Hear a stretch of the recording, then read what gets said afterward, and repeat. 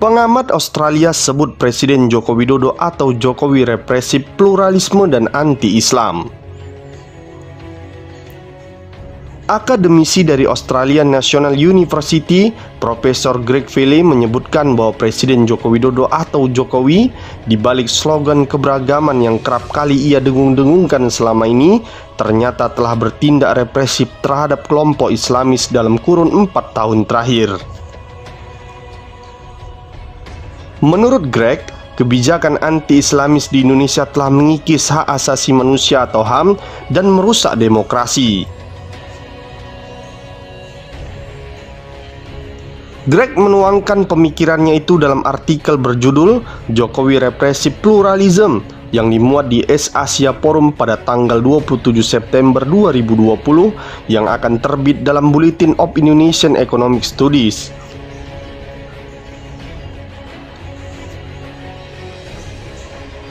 Istilah kelompok Islamis yang digunakan Greg dalam artikelnya merujuk Muslim yang berusaha menjadikan hukum dan nilai-nilai Islam sebagai dasar dari kehidupan bermasyarakat dan bernegara. Kelompok Islamis ini terdiri dari beragam organisasi, mulai dari partai resmi yang bertarung di pemilu hingga kelompok jihadis yang berjuang dengan menggunakan cara-cara kekerasan. Greg memasukkan PKS dalam kelompok Islamis yang memperjuangkan nilai-nilai Islam lewat jalur demokratik atau pemilu. Menurut Greg, meski telah bertarung di kancah demokrasi selama puluhan tahun, masih ada beberapa anggota PKS yang menjadi korban represivitas aparat di era Jokowi. Menurut Greg, kebijakan represif Presiden Joko Widodo atau Jokowi ditempuh dengan beragam cara. Salah satunya adalah pendisiplinan aparatur sipil negara atau ASN. Dalam konteks ini, Greg mengatakan bahwa masih ada pegawai negeri sipil, guru maupun akademisi yang dicurigai dan masuk daftar pantauan oleh aparat keamanan karena terafiliasi dalam kelompok-kelompok Islam. Mereka akan mendapat peringatan dari atasannya mengenai aktivitas keagamaan atau organisasi politik yang mereka ikuti di luar kantor. Mereka diminta meninggalkan kegiatan itu atau terancam karirnya akan mandek atau diberhentikan.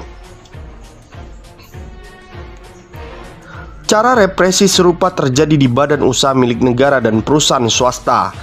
Greg mengatakan beberapa Islamis telah disingkirkan dari posisi strategis atau ditolak promosi. Banyak kementerian menerapkan screening dalam proses perekrutan pegawai untuk menyaring mereka yang dianggap memiliki pandangan Islamis.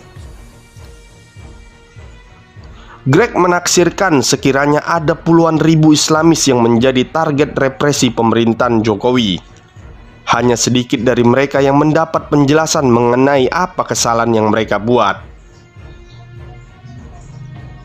Tujuan dari kampanye represi ini menurut Greg agar para Islamis melepas atau berhenti mengekspresikan pandangan mereka di ruang publik.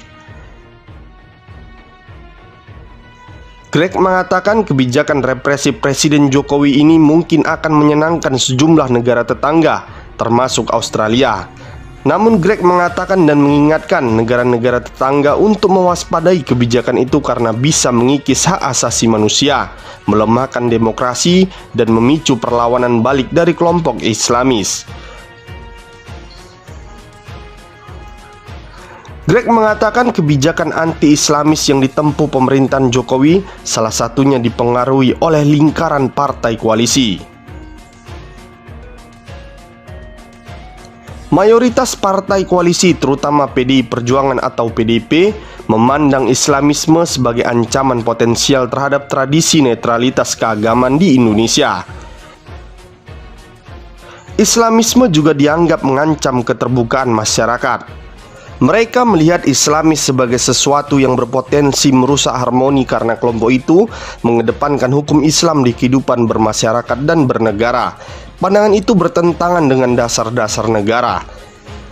Menurut pandangan Greg, kecurigaan pada kelompok Islamis ini melekat tak hanya pada partai koalisi Jokowi, namun juga oleh organisasi Islam terbesar di Indonesia, Nahdlatul Ulama, dan mitra politiknya PKB yang masuk gerbong koalisi Jokowi. Gelombang aksi massa bela Islam pada 2016 dan 2017 lalu kian meneguhkan keyakinan pemerintah Jokowi atas bahaya Islamisme. Aksi bela Islam merupakan gelombang demonstrasi yang diikuti jutaan umat Islam, dipicu oleh pernyataan Gubernur DKI Jakarta saat itu Basuki Cahayapurnama alias Ahok yang dianggap telah menghina Islam atau menistakan agama. Aksi ini membuat Ahok akhirnya dipenjara. Dia juga kalah dari lawannya di pemilihan kepala daerah Jakarta. Berkaca dari aksi bela Islam itu, menurut Greg ada sejumlah menteri kabinet Jokowi yang berkeyakinan bahwa kelompok Islamis jika tidak dibendung akan semakin kuat dan sulit dikendalikan di kemudian hari. Fakta nyata di era Jokowi Islam sangat disudutkan. Padahal Indonesia mayoritasnya Islam, tapi mengapa yang paling disudutkan Muslim? Lebih dimusuhi yang pakai cadar daripada yang pakai rok mini. Lebih dibenci orang berjenggot daripada yang tatoan. Pakai baju tauhid ditangkep, pakai baju PKI nggak masalah. Di rezim ini lebih curiga sama yang rajin ibadah di masjid daripada orang yang mabok-mabokan dan judi. Diduga teroris langsung ditembak. Bandar narkoba internasional bisa dinego. Lebih mentolerir aliran sesat daripada syariat. Dunia sudah kebolak-balik. Yang nyunah radikal, yang nyeleneh toleran, yang jilbab syar'i ekstrim, yang gak pakai jilbab dibilang cantik, yang menikah lagi disebut penjahat, yang main pelacur biasa lelaki, yang muda sholat 5 waktu diwaspadai, yang muda gak sholat masih muda katanya, yang jenggotan rajin ke masjid disebut teroris, yang jenggotan rajin dugem dibilang keren, yang ke majelis taklim pekanan disebut fanatik, yang ke bioskop harian disebut gaul, yang hafal Al-Quran 30 juz dibilang militan, yang hafal banyak musik disebut hebat, yang anaknya dijilbabin dibilang keterlaluan, melanggar HAM dan segala macem, yang anaknya pakai rok mini disebut imut, yang pakai baju koko dibilang soalim, yang gak pakai baju disebut jantan, yang hariannya bicara Islam disebut so ustad, yang hariannya gibah dibilang up to date, media Islam disebut radikal, media porno disebut kebutuhan.